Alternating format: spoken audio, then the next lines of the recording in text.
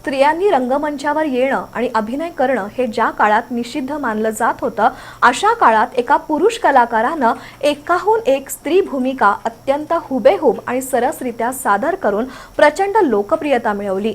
उत्तम अभिनेते, पट्टीचे गायक आणि नाट्य निर्माते अशा विविधांगी रूपात रसिक मनाचा ठाव घेणाऱ्या आणि मराठी रंगभूमीसह चित्रपटसृष्टीमध्ये नवा इतिहास घडवणाऱ्या नारायण श्रीपाद राजहंस उर्फ बालगंधर्व यांचा आज स्मृतिदिन.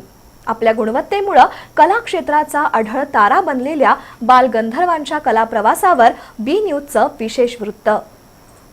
सांगली जिल्ह्यातील नागठाणे इथं 26 जून 1888 साली जन्मलेल्या नारायण श्रीपाद राजहंस यांनी बालपणापासूनच शास्त्रीय संगीत आणि अभिनयामध्ये कौशल्य दाखवायला सुरुवात केली.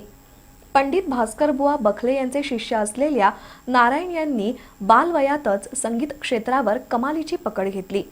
त्यांची गाणी ऐकणाऱ्याला मंत्रमुग्ध करत असत.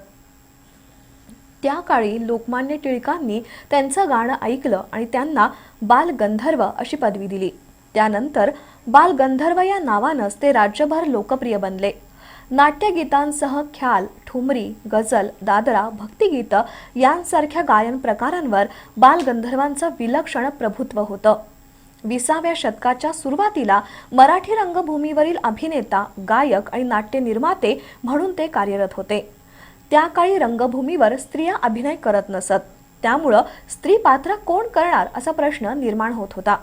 अशा वेळेस बालगंधर्वांनी स्त्री भूमिका करण्याचा निर्णय घेतला आणि अनेक नाटकात उत्तम आणि सरस स्त्री भूमिका रंगवत बालगंधर्वांनी मोठी लोकप्रियता मिळवली.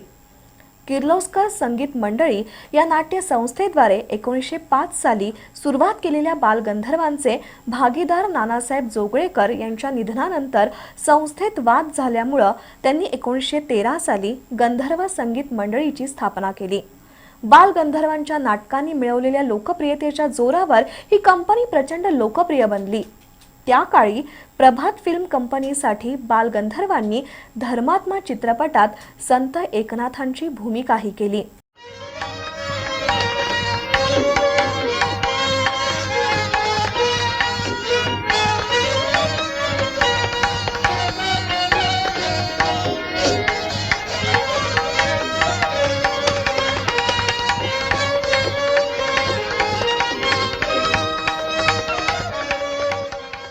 बालगंधर्वांनी आपल्या जबरदस्त भूमिकेद्वारे साकारून संगीत नाटक आणि नाट्य संगीत हे कला प्रकार मध्यमवर्गीय महाराष्ट्रीय कुटुंबांमध्ये लोकप्रिय केले.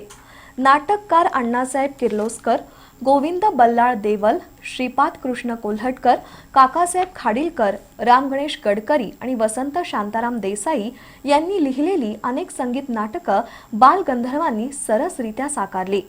त्यामध्ये संगीत सौभद्र, संगीत मृच्छकटिक, संगीत शाकुंतल, संगीत मानापमान, संगीत संशय कल्होळ, संगीत शारदा, संगीत मुकनायक, संगीत स्वयंवर, संगीत विद्याहरण, संगीत एकच प्याला, संगीत कान्होपात्रासह एकूण 25 विविध नाटकांमध्ये बालगंधर्वांनी भूमिका केल्या.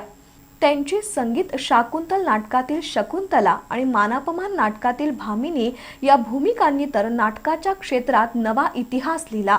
1955 साली त्यांनी एकच प्याला नाटकात साकार केलेली सिंधू ही त्यांची शेवटची भूमिका ठरली.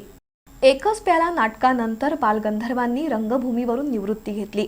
1929 सालच्या 42व्या मराठी नाट्य संमेलनाचं अध्यक्षपदही त्यांनी भूषवलं होतं. 15 जुलै 1967 साली वृद्धापकाळामुळे आणि दीर्घ आजारानं बालगंधर्वांचं निधन झालं. तब्बल 79 वर्षाचं आयुष्य रंगभूमी, संगीत आणि चित्रपटांसाठी देणाऱ्या बालगंधर्वांवर अनेक पुस्तकं, ग्रंथ लिहिले गेले. त्यांच्या नावानं अनेक नाट्यगृह उभी राहिली. संगीत आणि अभिनय क्षेत्रात येणाऱ्या अनेक पिढ्यांना बालगंधर्वांचा प्रवास प्रेरणा देत राहील यात शंका नाही. बी न्यूजसाठी वृत्तसंकलन विभागासह ताज मुलाणी.